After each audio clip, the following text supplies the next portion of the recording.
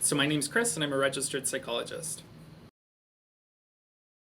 I think I try to be pretty friendly in my kind of therapy in general, but in terms of like an actual approach, I suppose I would call myself an existential narrative therapist. I think that can sound a bit lofty or something. This existential nature, really, I think I'm just talking about the fact that we have one life to lead. I want to make sure that we're making use of it. How do we make sure that that's what's happening? And in terms of this narrative approach, I'm really just thinking about the stories that we tell ourselves, and I think everything can kind of boil down to that.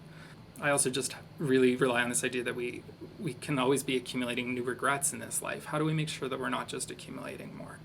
So I think in terms of kind of style and whatever, I think it's conversational, I think it's friendly, and I think that I'm using those kind of lenses to help clarify and make sense of the stories that we're working in together.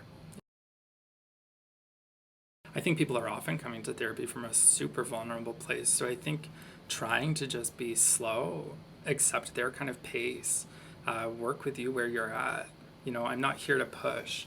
And I think that's really important is just recognizing and respecting where that's at. And that you own this space. You hired me, you can fire me, you can give me feedback, and there should be a safer place for us to explore and do that. So how do we get there? And I think again it's kind of on both of us to work together to figure that out. I think it's super important to be able to assert ourselves, and I think that this is really a dress rehearsal for life. So I think that we're trying to make this a safer space where we're able to come to the table, express and assert ourselves a little bit more here, and hopefully experience some ability to transfer some of that outside of this space. So I think this is definitely a space where we're learning to become a bit more assertive, a bit more ourselves. And I think in so doing too, we really work on things like self-esteem, feeling better about myself.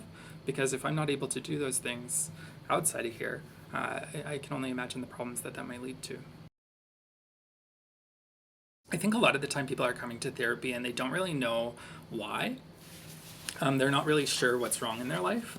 And I think just trying to really open up that permission to be there, right? And I think a lot of people are coming to my first sessions or like a meet and greet, and they don't have one of these specific problems. And that's been one of these kind of overwhelming things is I don't fit a box. So I'm not sure what kind of therapist I need. Do I need a trauma therapist? Do I need a person that does anxiety? I'm not sure where I fit into this, but I need someone. And I've found that that's kind of the person that tends to resonate with me and that I tend to be working well with. And maybe I've tried someone else and it didn't quite fit. And I think, again, it's this piece of trying again, see who it is, and, feel free to just kind of book a session, see how that feels, and make a decision that fits your needs.